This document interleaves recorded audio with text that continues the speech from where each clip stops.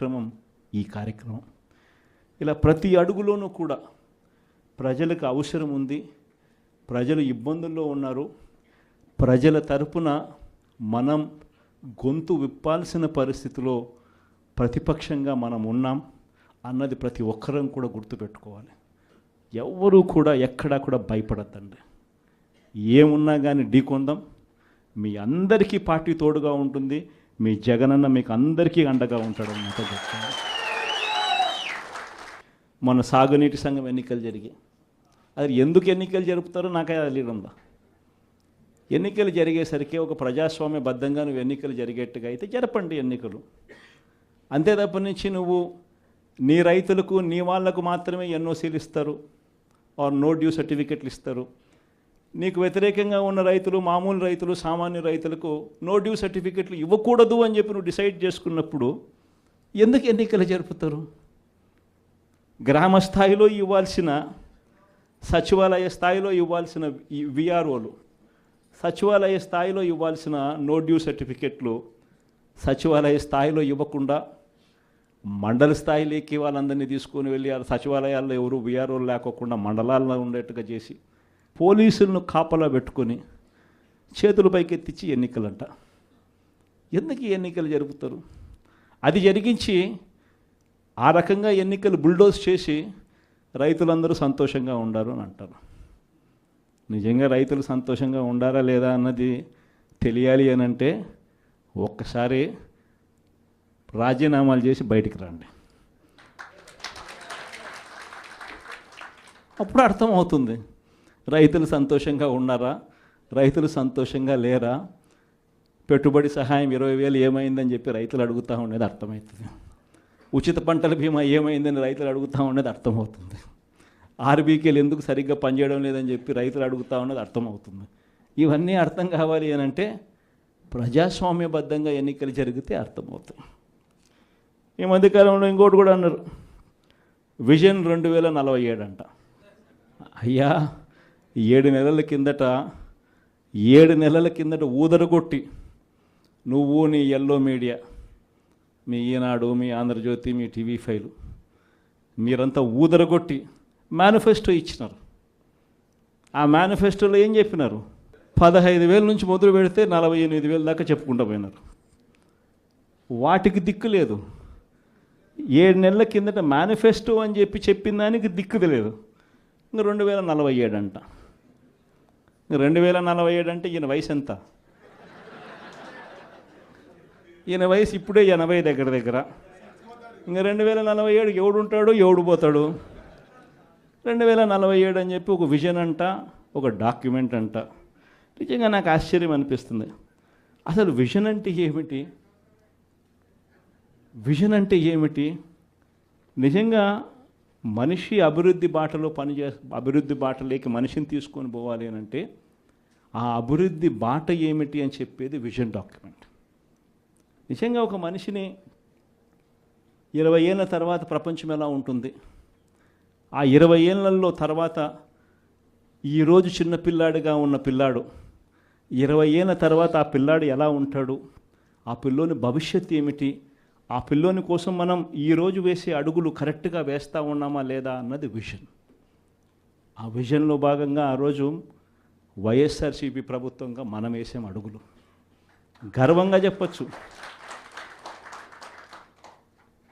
రాష్ట్రంలో ఎవరు ఊహించని విధంగా, దేశంలో ఎప్పుడు జరగని విధంగా మొట్టమొదటిసారిగా గవర్నమెంట్ బడులన్నీ ఇంగ్లీష్ మీడియం కింద మార్చిన చరిత్ర ఎప్పుడైనా ఉంది అని అంటే అది వైఎస్ఆర్సీపీ ప్రభుత్వం. మొట్టమొదటిసారిగా గవర్నమెంట్ బడులలో ఇంతకుముందు ఎప్పుడు ఊహకు కూడా అద్దేటివి కాదు. ఎవరైనా ఎవరి దగ్గరికైనా వచ్చి గవర్నమెంట్ బడులు ప్రైవేట్ బడులతో ఎప్పుడూ పోటీ పడలేవు అనే మాటలు మనం అంతా వింటూ ఉంటుంది. మొట్టమొదటిసారిగా ప్రైవేటు బడులు గవర్నమెంట్ బడులతో పోటీ పడే పరిస్థితి ఎప్పుడైనా వచ్చింది అని అంటే అది ఒక్క వైఎస్ఆర్సీపీ ప్రభుత్వ హయాంలో మాత్రమే. మొట్టమొదటిసారిగా బడులల్లో నాడు నేడు కార్యక్రమంతో బడులు రూపురేఖలు మారాయి. మొట్టమొదటిసారిగా 6వ తరగతి నుంచి ప్రతి క్లాస్ రూమ్లోనూ ఇంటరాక్టివ్ ఫ్లాట్ ప్యానల్స్తో డిజిటల్ బోధన ఎప్పుడైనా మొదలైంది అంటే అది వైఎస్ఆర్సీపీ హయాంలోనే మొదలైంది. మొట్టమొదటిసారిగా 3వ తరగతి పిల్లలకు టోఫుల్ ఒక పీరియడ్గా చేర్చి ఇంగ్లీష్లో వాళ్ళందరినీ కూడా ప్రావీణ్యత పెంచే విధంగా అడుగులు పడ్డాయి అని అంటే అది వైఎస్ఆర్సీపీ ప్రభుత్వ హయాంలో. మొట్టమొదటిసారిగా గవర్నమెంట్ బడులన్నీ ఇంగ్లీష్ మీడియం చేయడమే కాకుండా సిబిఎస్ఈతోనే ఆపకుండా సిబిఎస్ఈ దాకా కూడా ప్రయాణం జరిగింది మన హయాంలోనే. సిబిఎస్ఈ నుంచి ఏకంగా ఐబీ దాకా ప్రయాణం జరిగేది కూడా మన హయాంలోనే జరిగేట్టుగా చర్యలు తీసుకున్నాం. మొట్టమొదటిసారిగా 8వ తరగతికి పిల్లాడు వచ్చేసరికి పిల్లాడి చేతిలో ట్యాబులు. మొట్టమొదటిసారిగా గవర్నమెంట్ బడులలో పోయే పిల్లలకు రోజుకొక మెనూతో గోరుముద్ద. ఇవన్నీ మనం అడుగులు వేసినప్పుడు ఈ పిల్లాడు ఈ 10th క్లాస్కి వచ్చేసరికి అనర్గళంగా ఇంగ్లీష్లో మాట్లాడే పరిస్థితి. అది విజన్ అంటే. హైయర్ ఎడ్యుకేషన్లో ఎప్పుడు చూడని విధానం, ఊహకు కూడా ఎవరికి అందల. మన డిగ్రీలు చదువుకుంటే ఉద్యోగాలు రావు, మన డిగ్రీలను ఇంకా బెటర్గా చేయాలి అని తలంచుతో మొట్టమొదటిసారిగా ఎడెక్స్ అనే సంస్థను తీసుకొని వచ్చి మొట్టమొదటిసారిగా ఆన్లైన్ వర్టికల్స్ తీసుకొని వచ్చి మొట్టమొదటిసారిగా ఆ వర్టికల్స్కు సర్టిఫైడ్ చేసినాం. అంటే మన డిగ్రీ చదువుతా ఉన్న పిల్లాడు ఆయనకు నచ్చిన కొన్ని కోర్సులు స్టాన్ఫర్డ్, హార్వర్డ్, ఎల్ఎస్సి, ఎంఐటి వంటి పెద్ద పెద్ద యూనివర్సిటీలు, విదేశీ యూనివర్సిటీల దగ్గర నుంచి వాళ్ళు కోర్సులు ఆఫర్ చేస్తారు ఆన్లైన్లో. మన పిల్లలు ఆ కోర్సులు ఇక్కడ తీసుకొని ఆ ఎగ్జామ్ రాస్తాడు. రాసిన ఆ ఎగ్జామ్కు ఆ యూనివర్సిటీ సర్టిఫికెట్ ఇస్తుంది. ఆ సర్టిఫికెట్ మన కరికులంలో భాగమవుతుంది. మన డిగ్రీ తీసుకున్న పిల్లోడు బయటకు వచ్చేసరికి ఆ పిల్లానికి 4-5 రకాల కోర్సుల్లో ఒక ఆక్స్ఫర్డ్ సర్టిఫికెట్, ఒక ఎల్ఎస్సి సర్టిఫికెట్, ఒక ఎంఐటి సర్టిఫికెట్, ఒక స్టాన్ఫర్డ్ సర్టిఫికెట్తో పాటు తన డిగ్రీ తన చేతికి వస్తుంది. అంటే రిస్క్ మేనేజ్మెంట్ కోర్సు